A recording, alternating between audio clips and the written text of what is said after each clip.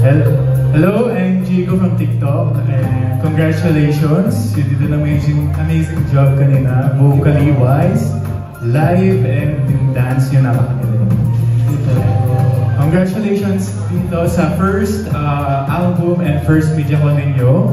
And ngayon, ano ang pakiramdam nyo na finally you are here promoting your first album and doing this first media con? How do you feel, guys? Of course, it's a cliche if sasabihin namin happy kami kasi nandito po kami. And, but it's true, sobrang saya po namin. Like, it's a dream come true for us po. And kaya, nagpapasalamat po kami sa lahat po ng mga media partners po namin na nandito ngayon. Di man po namin kayo may isa-isa, pero iisa-isahin po namin kayo mamaya para pasalamatan. And of course, to our Twinkles, maraming salamat po for being here. Ayan, sa aming management, sa Asterix. Palakpakan tayo! Sige! Maraming salamat po. We're so happy to be here. Kailangan maingay lang ito. And my second question, sa tingin nyo, ano ang meron sa Aster, sa P-pop industry, na tatatak sa mga fans? Isa sa mga strength na kaya ko ipagmalaki sa Aster. Aster po kasi is a self-produced group, self-produced management na kung saan lahat po ng gusto namin ilabas galing talaga sa amin. From music, from composing, from songwriting to dance, and pati yung contents and all, gusto po namin na laging galing sa amin. Kaya siguro, kung may pagmamalaki po ako again sa buong mundo, siguro yun yung strength ng Aster na ang Aster ay mga makers ng art na nilalabas po namin.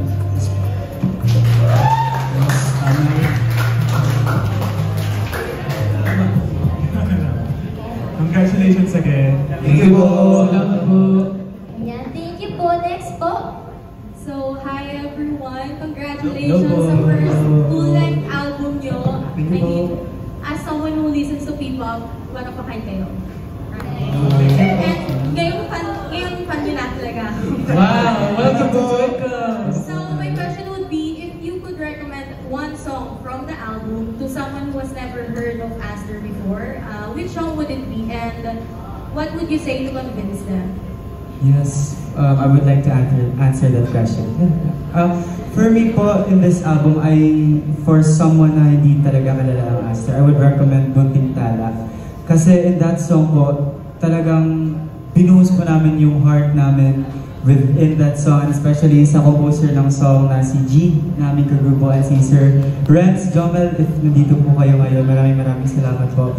And yeah, nung nag-recording po kami, sobrang emotional po talaga sa loob ng booth kasi kami pong lahat ay nakaka-relate po sa song. And ang Munting Tala po, it also showcases like the vocal capabilities and strengths of our group po. Kaya siguro yun po yung masasuggest ko for this album. And dugtong ko lang po about dun sa Munting Tala po is habang kaya po nasabi ni Kevin po na sobrang binuhos po namin yung puso namin. Kahit sa pagsusulat po talaga, every lyrics po, every word na sinusulat ko po is talaga naiiyak talaga ako kasi galing sa puso. Lalo na karamihan din sa amin is nakaranas po ng gano'n, nawalan po ng mahal sa buhay. So parang relate po talaga namin. So, ayun po. Siguro to summarize po yung answers nila, kaya Munting Tala po yung gusto namin. Kasi gusto namin ipakita, hindi lang yung skills namin, yung talent namin, even our heart sa paggawa ng mga kanta po namin. Maraming salamat sa mga naka-appreciate po ng Munting Tala. Oh, so for my next question, can you share a lyric from a song sa album nyo that means a lot to you personally? Anyone sa inyo pwede mag-answer and explain nyo why? Gusto ko pong sagutin yung tanong. So sa akin po, personally, siguro po may share ko pong lyrics sa inyo, hinahanap, yung part ko po sa Munting Tala, hinahanap bawat haplos ng iyong kamay, nais maramdaman ang kitagala. Kasi po, before po ako mag-debut po, pangarap ko po kasi talaga na makita ko ni Papa po before mag-debut po sa isang P-pop group. But unfortunately po, hindi niya po naabutan yung pag-debut ko. Like, siguro 1 week before po ako i-announce sa debut sa team, nawala po si Papa. And siguro yung lyrics po na yun, parang every now and then, si Papa po parang naisip ko, ano kaya feeling ko nandito si Papa at may yakap niya ako every time. For example, may pong media ko, I know proud si Papa, and alam ko sa mga members namin, may mga family din silang nawala, yung iba po sa amin. And I know proud yung mga loved ones natin sa atin. So, ayun po yung sa akin. Sana po pakinggan niyo po talaga yung Munting Tala kasi super big po talaga yun. So, thank you po. Meron din po yung sa akin po. Sa part ko sa Munting Tala na maging kaaway man ako ng mundo. Maging kaaway man ako ng mundo. Parang nakalimutan ko yung lyrics mo. Hindi ka pa yun. Naiiyak kasi siya. Nadala ko lang yung gusto na nakalimutan ko yung lyrics. Kakampi ka pa din. Ayun. Sorry po. Di natin sila pagkakataan. Yun sa akin po ano. Maging kaaway man ako ng mundo. Kakapi ka pa rin kahit matigas ang aking ulo. Di natin sila pati. Yan ang sabi mo. Actually, natandaan ko yun nung high school kasi ako. Siyempre, naranasan ko din mabully as a student. And then, talagang minsan umuwi ako sa bahay na parang hindi ako okay, may galos ako kasi nga nakaranas din ako ng bully before. And then, yung mismong nanay ko nung nakakita sa akin, nilapitan lang ako. Sabi niya, hayaan mo lang na, di natin sila bati. Basta nandito ako bilang mother mo, susuportahan kita, di pagtatanggol kita. Kaya sobrang sa akin yung part na yun. And thank you sa Aster kasi napunta sa akin yung part na yun. Yun po. You deserve it. Thank you po. Thank you po. Congratulations again. Salamat po. The next question from Don Survey. Ayan, magandang hapon. Ano po? By the way, congratulations sa inyong lahat. Kasi, alam niyo, napakaswerte nyo. Kasi kami, na-witness namin yung launching ng unang P-pop na super sikat na ngayon, di ba? Napaka-simple nung launching nila. Kayo kasi, obvious na may glam team na kayo. Costume-wise, talagang fabulous na agad kayo. Sila talaga from humble beginnings, napaka-simple nila. But look at them now because of their talent, talagang sikat na sila, hindi lang sa Pilipinas, kundi sa buong mundo. Now, my question is, ano ba yung advantage or disadvantage na sikat na ang P-pop ngayon because of them? Sa tingin nyo, advantage yung sa inyo na ngayon lang pumapasok or somehow disadvantage din kasi may mga nauna ng P-pop na nakilala, group na nakilala.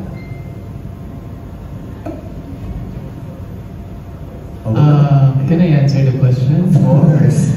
Ako po personally, I think ang advantage po na kami as Aster, meron po kaming mga senior, so we can learn from them. Okay. And we can actually adapt a lot of things from them.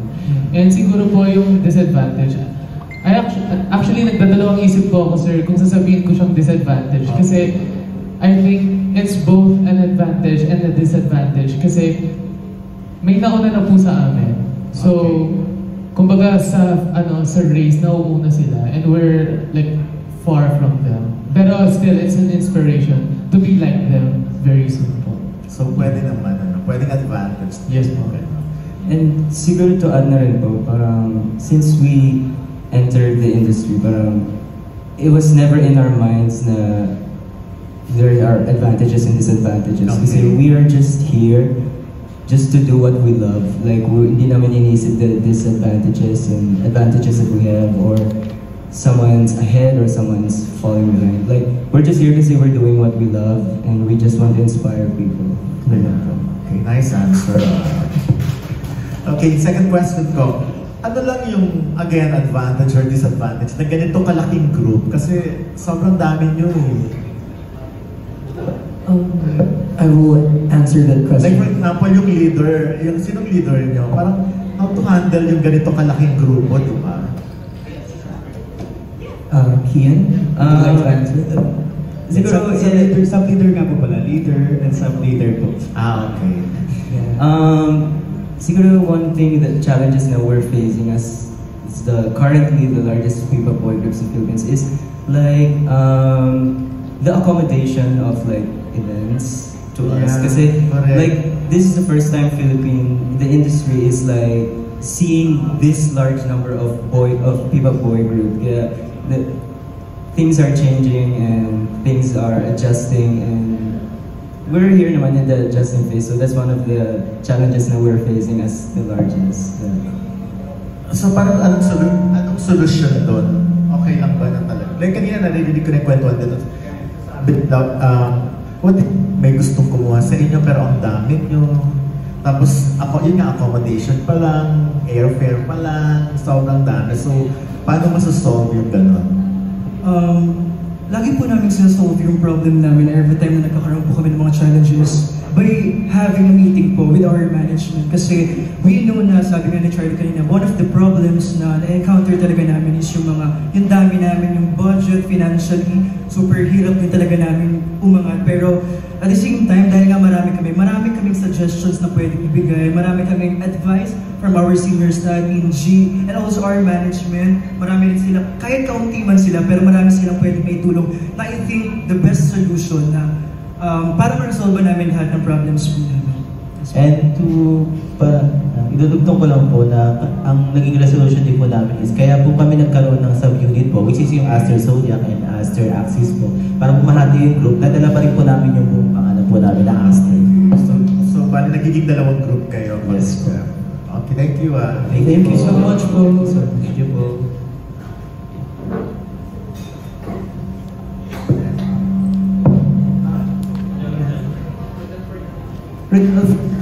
From Marisol Academy. Hello po. Kasi ang dami nang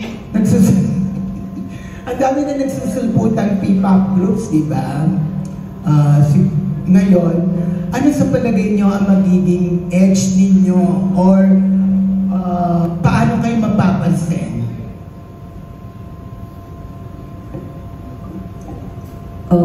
May I answer that question po? Siguro po, it's something about us Aster lang din po talaga. It's maybe, I'm not saying po na the other groups are not talented, but I can proudly say that Aster is really talented. As we said kanina po na we make our own music.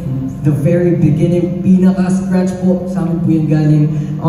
We make our own choreographies as well.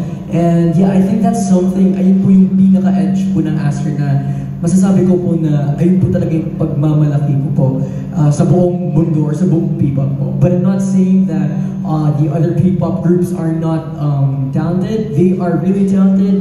But ayun po, I'm just sinasabi ko lang po yung parang pinaka-edge po talaga ng group namin. Kaya yeah, I hope that you guys will appreciate our music as well and our choreographies as well. Thank you po. May sasagot pa? Baka may idagdag. Yeah, wala naman. Thank you. So, kung merong mga singers or P-pop artists na gusto yung makakolab sa kanta or kung magkaka-concert kayo, sino ang mga yon? Can I answer? Lahat ng pwedeng P-pop, kahit sinong P-pop po, basta, kasi ayun po ang goal namin, umangat yung P-pop and sama-sama po kami umangat kasi P-pop Rise po tayo, ayun po lang. Ayun, lahat talaga. Isipin nyo guys, isang stage, maraming P-pops, nakakatuwa yan. Kaya, ayun po sagot ko po. Okay. Singers naman. Siguro po, one of our seniors po na gusto namin talaga mga collab. Kasama na po natin yung SB19, Bini, Alamat, MNL48, lahat po ng mga nag-pave ng G22, Vision, PHP, First One, BGYO, lahat po ng mga nag-pave ng way for P-pop. Sana po mapansin din po kami kasi pangarap po talaga namin makakalab sila through singing, through dance, lahat. Especially Stel. Hey, Stel. Sana ba? Bye. Okay, thank you. Thank you. Thanks, Kuya Rodel, Cesar. Hello, si Cesar from Net25. Hello po. My question for you guys, di ba yung ibang mga P-pop may mga kanya-kanya rin silang yung individual career, kayo kumusta? As a group and as an individual, sino sa inyo yung may mga individual na path din tinatawag? Yan, sige ako naman sagot. Maganda lang ako. Actually po, after po nung, meron po kasing turning point po yung pagiging Aster member. Pangit ng audio. Ano po, may turning point po kasi. Paalis lang po yung parang yung feedback po. Ayun. Okay na po. Yan. Siguro po. Okay na po. And so, going back po, gusto lang po namin sabihin na meron po kasing turning point po yung pagiging Aster member po namin with Aster's Entertainment. Nagkaroon po kami ng meeting na dati kasi po talagang bawal po kaming mag-individual activity. And parang raise po namin yung concern namin sa management. And eventually, nag-meet halfway po. And eventually po, meron pong isang member po sa amin na nagkaroon po ng gig. And talagang, siguro hindi po namin siya i-disclose kasi bawal pa, pero congratulations dun sa member namin kasi nakapag-ano po sila, individual, and hindi naman po kami restricted as long po na alam po ng bawat members ang priority which is ang Aster. Pero sa ngayon, wala pa sa isip yung may mga individual releases. Yes. Ngayon, nasa muna. Yeah, I believe po, like, for all of us, parang ang priority po namin lahat is Aster po talaga, like, for now. Yeah, kasi we are ngayon po, naglalayag po kami to stardom. So, ayun. Like, Aster is our priority po. My last question is yung you are performing, maharap na kayo sa maraming mga tao, sa mga even in social media napapanood na kayo. Ang netizens, hindi natin lahat na-please, di ba? May mga bad comments din, may mga mga negative comments. Paano nyo na-handle yun? At sumasagot din pa kayo sa social media? May answer that question po. Siguro po how Aster handles it po is I don't know if that's the right word, or it's like if you know that term na kill them with kindness, parang kahit gano'n po yung iba to po nila sa amin, we're just gonna be kind to them. Kasi, I mean, at the end of the day, wala naman kaming mapapala dyan kasi at least we know na we get like critics from other people as well, which is something that really helps our group. Kasi nga, as you guys know, Aster is not a perfect group. Kaya we really appreciate all the kahit mga bashing po yan, it's a form of critic po. Kaya we still appreciate everything na sinasabi ng mga tao despite ano po yung mga bashing na po yun. Kaya, ayun po. Thank you so much po. Pero sumasagot niya sa social media o hindi? Sumasagot po in a professional way po. Kasi for example po, kunyari, bakit ganito ganyan? Ano po yung mga management po namin na nag-reply po sila professionally. Kasi iba pa rin po pag nag-reply kayo in a good way and in professional way. Para po, hindi lang sila, parang hindi po mamumihasa na may mga tao rin pong nasasaktan, but at the same time po, dinadaan po namin siya in a professional way. But at the end of the day po, kahit ano pong gawin natin, may mga masasabi po talaga silang masama. So kaya po sabi ng bunso namin, heal them with kindness. Thank you. Thank you po. Thank you, Kuya Cesar. Next question from Kuya Roldan Castro. Hello, good afternoon. Ang question ko, kanina sinabi yung may na-adapt kayo sa mga naunang grupo sa inyo, meron kayong natutunan. Ano yung mga na-adapt yung natutunan na in-apply nyo sa Aster? Ako pa din po. One time po kasi, nung ako po, natutunan ko po talaga from SB19 po. After po nilang maging independent company po, parang nung nagkaroon po sila ng Once Entertainment, nakita ko po yung pagiging hands-on po ng mga members sa lahat po, like through fan meet, through concerts, through music. And na-advise ko po yun one time sa group po namin. Sabi ko, guys, what if tayo din gumalaw and kausapin natin si Sir K? Kasi yung generation po kasi magkaiba po ngayon eh. Kumbaga yung generation na manager namin, iba po yung time nila, iba po yung time din namin. And to be honest po, may mga magagaling pong mga Gen Z, may magaling ding millennials, may magaling sa bawat generation. And ang sinabi po sa what if mag-compromise tayo into one, which is ang goal lang naman po natin is maging successful and kuhain natin lahat ng mga pwedeng makuha sa bawat idea ng bawat generation. And I think po, nagagawa po namin sa this month, especially this preparation po siya talaga. Kasi recently po talaga kami na po gumagawa ng content namin, ng vlog, kami na rin po nag-edit kasi nasa amin na po yung skills eh. So sabi namin sa manager namin, Sir K, utilize mo na kami kasi willing kami magpagamit sa iyo for Aster and Aster's Entertainment. Okay. Yes, and to add lang po sa sagot ni Kuya Tati po, one thing I've learned from all of the P-pop groups na seniors po namin is like dapat like sa isang group, you have to support each other kahit ano mang mangyari. Like dapat you have each other's back and dapat like you have to be kind to one another kahit na parang minsan alam naman natin na sa isang group hindi talaga maiwasan po yung like magtampuhan kasi like especially sa amin na super large group po kami and marami po kaming ideas and marami po kaming like personalities na binabalance.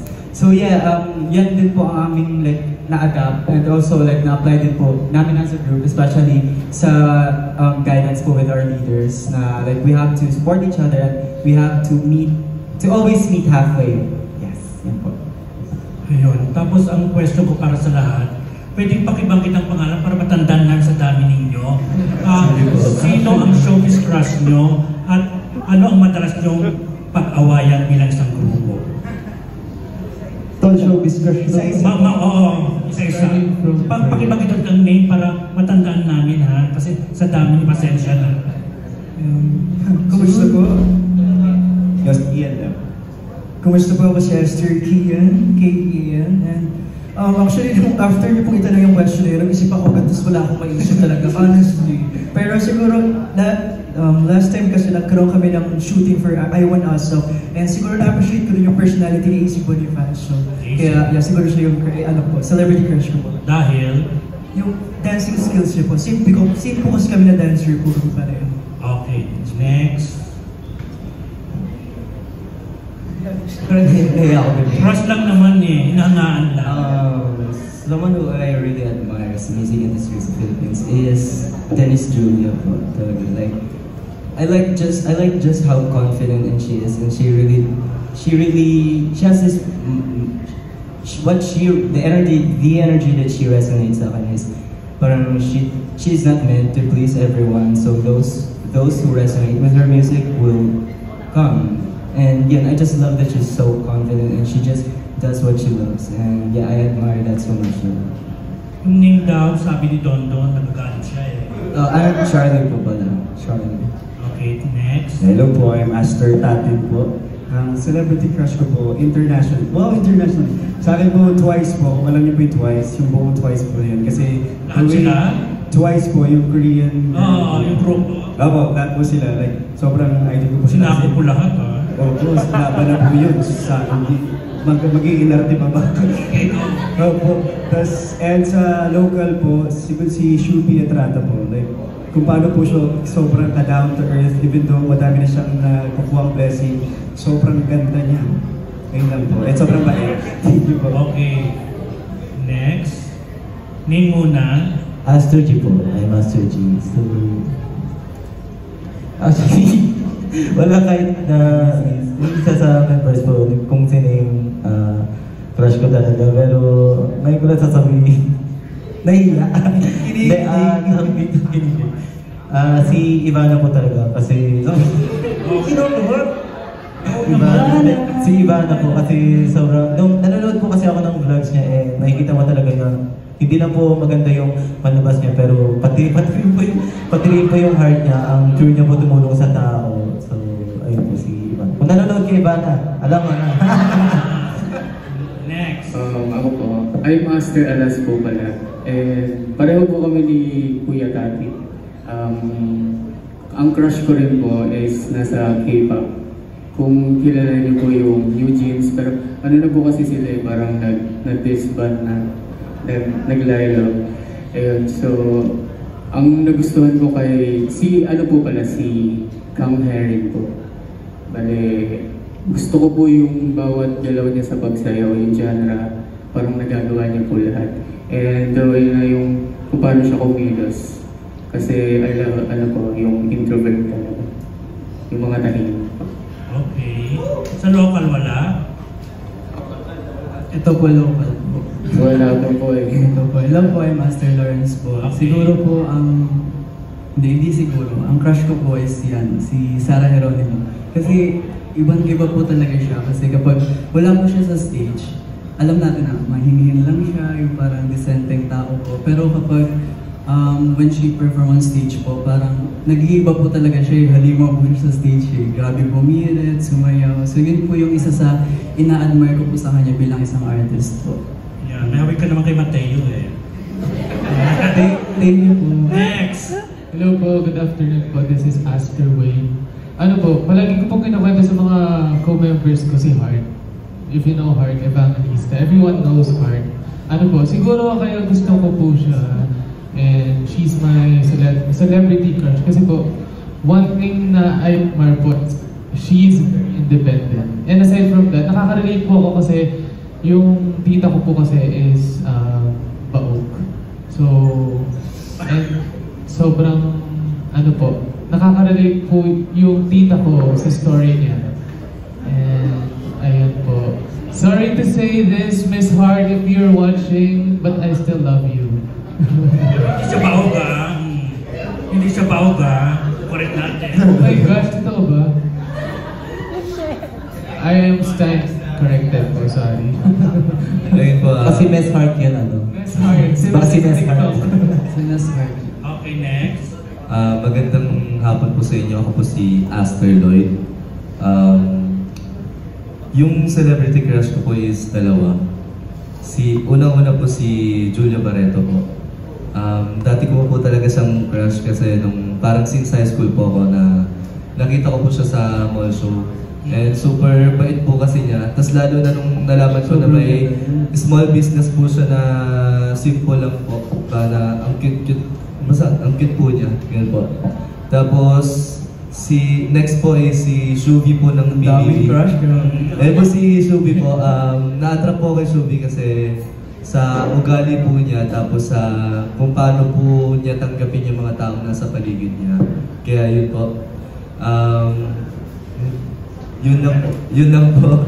Okay, thank you. Next. Hello po, this is Aster Gia. Siguro po yung pinaka-ina-admire ko po na celebrity is si Jazz po from G22. Kasi like aside po na she's very beautiful, but she's also very talented din po when it comes to like singing and both singing and dancing actually. So yeah, every time na nakikita ko po yung G22 na mag-perform, parang I'm in awe. Yes. Ayun lang po. Thank you po. Yes, thank you. Hello po. This is Sergio po. Siguro po yung celebrity crush ko. For now, parang wala pa po eh kasi hindi ko alam. Hindi kasi ako hindi ako mabilis ma-attract sa isang babae. Kaya hindi ko po muna masasabi. Siguro po next na Q&A. Nasagutin ko na po yan. Thank you so much. Okay. Hello po, ako po si Aster McNeil. Siguro po ang celebrity crush ko po si Jada Avanzado. Kasi sobrang talented niya. Kasi producer siya, nakikita ko paano siya mag-write ng music. Sobrang nakaka-inspire mag-write siya ng music. And syempre yung parents niya rin, syempre kilala naman na sobrang sikat dito sa Pilipinas. And ayun po, parang na-admire ko lang po yung family din nila kasi sobrang talented. Ayun po, salamat po. Talbo. Next. Hello po, I'm Craig po, yung bunso po ng grupo. Siguro po, actually since I was a kid, I've had a crush on Catherine Bernardo po. And I just don't know. I don't know how to explain this because she's just like overflowing with aura, something like that. Like she's such a good actor. She's like, I don't know. She's just my crush. Basta she's just for me. She's like really perfect. Kaya I really appreciate her. Kaya lupad ka. Okay. Sa leader na lang yung pwestong kanina, yung yung madalas na hindi mapagkasundoan ng grupo, yung madalas pag-awayan ng grupo. Go Ian. Siguro, one of the weakness and also strength ng grupo talaga is yung marami nga po kami. And isa sa mga pinag-awayan talaga namin, yung mga gusto namin i-suggest sa peace and craft na gusto namin ilabas. Siyempre, magkakaiba kami ng style, magkakaiba kami ng preference sa music, sa dance. Kaya, yeah, feel ko sinusolusyonan din yun by having a meeting and dapat mag-meet kami halfway regardless, kahit anumang dahilan. Yun po yung lagi namin na pag-aaway. Yung pagiging late sa rehearsal or something? Yes po. Yes po. Okay, thank you. Thank you po. Thank you so much po. Thank you po. Okay, thank you. Thanks, Kuya Rod. Next question from Kuya Noni.